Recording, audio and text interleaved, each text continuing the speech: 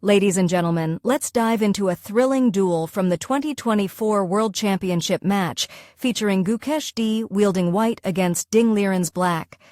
Gukesh launches the knight to f3, challenging the center, while Ding strides forth with his d-pawn.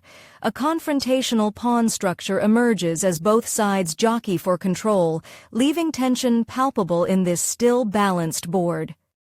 Witness the strategic dance of ready opening, reversed Blumenfeld gambit unfold in this riveting game.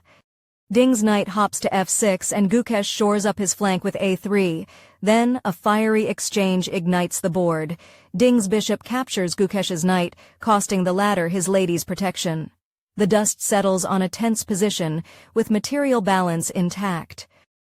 The position is sharp and balanced, with both sides maneuvering for control. Pawns are pushing, knights dancing, bishops aiming. White's expressway to kingside castling brings tactical opportunities. Expect a thrilling strategic battle ahead. Ding's pawn storms a5, met by Gukesh's b5. The knights on d7 and c5 perform a dance while Gukesh calmly prepares kingside castling. Post-castling, Ding's rook joins the center, establishing a dynamic and balanced position with material equality and potential fireworks from tactical shots. White's decision to trot the rook to d1 seems to be a less than optimal move. Let's delve into a promising alternative that White overlooked in this intriguing encounter. Gukesh repositions his knight to d2, triggering a defensive pawn move from Ding. White's bold b6 pawn thrust forces Black's queen retreat to b8, maintaining tension and material equality. The position is evenly matched, filled with potential for dynamic knight maneuvers and pawn play. While Black might snatch a few pawns, queen combat and rook activity promise an intricate strategic battle. Now let's delve into the actual continuation of this thrilling game. In a flurry of pawn moves, Gukesh's rook takes a dubious stroll to d1, while Ding's g6 pawn misstep is capitalized on by White's expanding pawn front. A bishop trade ensues, equalizing material and intensifying the tension. Despite material balance, White holds a slight edge due to promising queen infiltrations and rook pressure. The game teeters on complex knight maneuvers, pawn storms, and potential queen exchanges. In a ballet of knights and rooks, Black seizes White's b6 pawn, turning tables in material balance. Despite White's rooks doubling on the b-file, Black calmly castles, then challenges White's rook, while the knight's dance continues. Game on.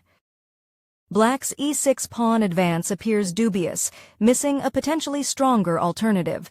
Let's turn our attention to this unexplored, more promising route. Black's rooks shuffle while White's knight asserts itself with a menacing post on c5. The b-file becomes a battleground as a bold white rook captures a pawn, returning material balance to the board. The tension rises. Challenge on the chessboard. What's Black's best move? Share your thoughts in the comments. Ready? 3, 2, 1, strategize. A whirlwind of exchanges ensues.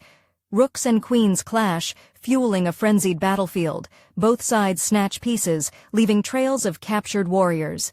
Eventually, Black's knight makes a strategic retreat to c6, leaving White with an extra pawn, but Black holds the knight advantage. It's White's turn. It's likely the match will progress in this manner.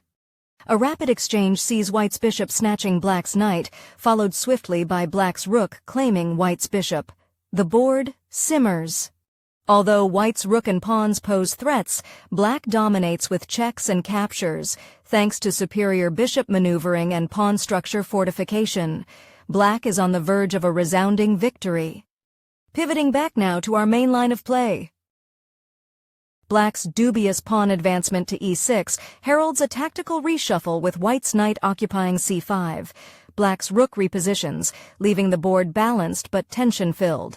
Action continues. White to move. White's rook retreat to b1 seems dubious. We're now shifting gears to explore a more advantageous line that was overlooked by White. Stay tuned. White's knight captures Black's exposed b7 pawn. The Black knight dashes to b4, provoking White's queen to retreat to e1. Battle lines are redrawn. Black to move. White's advantage resides in potential pawn gains, assertive rook and knight maneuvering, and the promise of beneficial exchanges. Black needs to counteract swiftly, maintaining balance amid White's onslaught. Now, let's delve into the actual game continuation. White's rook retreats to b1, a puzzling decision. Black still holds the edge with an extra pawn. The tension mounts. Black's move now. Black's queen retreat to c8 seems to be a blunder. Let's take a moment to uncover a more promising line Black might have missed. Hang tight. The knight leaps to b4, provoking White's knight to capture the b7 pawn.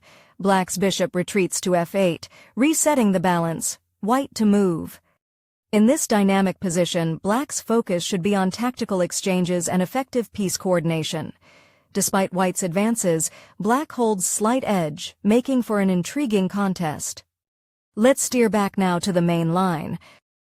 Black's queen move to c8 backfires as White's queen swoops in, capturing the knight on c6, a costly blunder. White now leads, over to Black.